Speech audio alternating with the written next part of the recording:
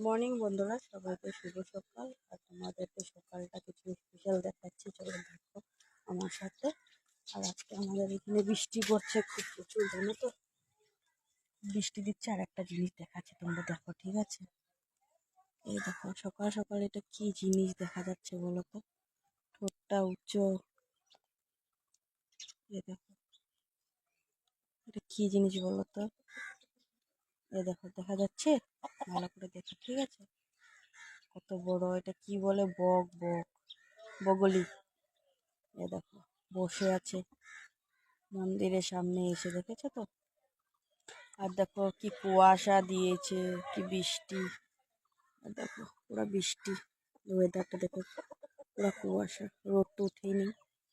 তাই দেখো, আমি বকটাকে দেখানোর জন্য এনেছি মোবাইলটা ঘর থেকে।